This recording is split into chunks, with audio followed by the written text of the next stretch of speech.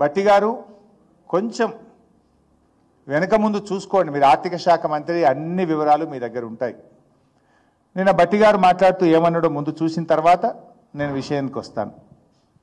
10 సంవత్సరాల బడ్జెట్ గురించి ఒక 10,000 కోట్ల రూపాయల మీ గురించి ఆలోచన చేసి వడ్డీ లేని రుణాలు ఏమన్నా ఇచ్చాడా?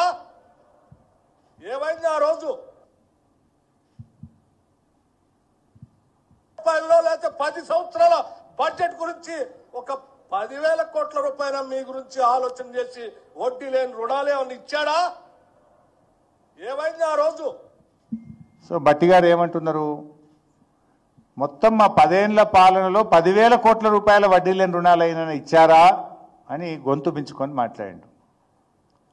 బట్టి గారు ఒకవేళ 2022-23 సంవత్సరంలోనే 13,000 కోట్ల రూపాయలు ఇచ్చాం. 1 ఫైనాన్షియల్ ఇయర్.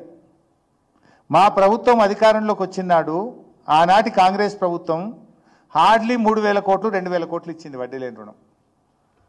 మీరు 2,000-3,000 కోట్లు మీరు ఇస్తే 1,00,000 కోట్ల రూపాయలు మహిళా సంఘాలకు మేము బ్యాంక్ లింకేజ్ ఇప్పించాం. 1,00,000 కోట్లు ఇప్పించాం. అది సెర్ప్ ద్వారా, మెప్మా ద్వారా, స్త్రీనిధి ద్వారా 3 రకాలుగా 1,00,000 కోట్ల రూపాయలు బ్యాంక్ లింకేజ్ ఇచ్చింది బీఆర్ఎస్ ప్రభుత్వం. కానీ నువ్వేం మాట్లాడుతున్నావు? 10,000 కోట్లైనా ఇచ్చారా అంటున్నావు. 10,000 కోట్లు మేము దిగిపోయే సంవత్సరం 9 నెలల్లోనే 10,000 కోట్లు ఇచ్చాం. 2023-24లో మేము డిసెంబర్ 7కు దిగిపోయినాం. ఆ 9 నెలల్లోనే 10,000 కోట్లు ఇచ్చాం. అంతకుముందు ఫైనాన్షియల్ ఇయర్లో 2022-23లో 13,000 కోట్లు ఇచ్చాం. మొత్తం మా 10 ఏళ్లలో కరోనా పీరియడ్తో సహా 10,00,000 కోట్ల రూపాయల బ్యాంక్ లింకేజ్ ఇచ్చాం మేము. కానీ నువ్వేం మాట్లాడుతున్నావు ఈరోజు? 10,000 కోట్లు అయినా ఇచ్చారా అని మాట్లాడితే అంటే ఎవరు చెక్ చేసేటోడు ఉండడు, ఇక నిన్ను అడిగేటోడు ఉండడు. నువ్వు ఏది మాట్లాడితే అదే అనుకుంటావా?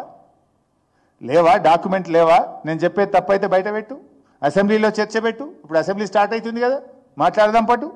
ఏ ఇయర్ ఎంత ఇచ్చినామో నేను చెప్తా. మెప్మా ఎంత ఇచ్చినాం, సెర్ప్ ఎంత ఇచ్చినాం, స్త్రీనిధి ఎంత ఇచ్చినాం నేను చెప్పనీకి రెడీ ఉన్నా. నేను ఆర్థిక శాఖ మంత్రిగా పనిచేసినా కదా.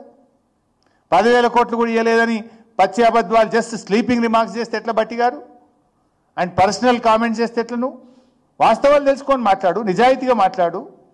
మేము 1,00,000 కోట్లు ఇచ్చింది బీఆర్ఎస్ ప్రభుత్వం, మేము 2,00,000 కోట్లు ఇస్తా అని చెప్పు, వద్దంటలేను. కానీ మేమిచ్చింది తక్కువ చూపడం, మీరిచ్చింది ఎక్కువ చూపడం, మీరు ఇయ్యని దాన్ని కూడా ఇచ్చినట్టు చూపడం, ఇదేం చిల్లర రాజకీయం అని నేను అడుగుతా ఉన్నా.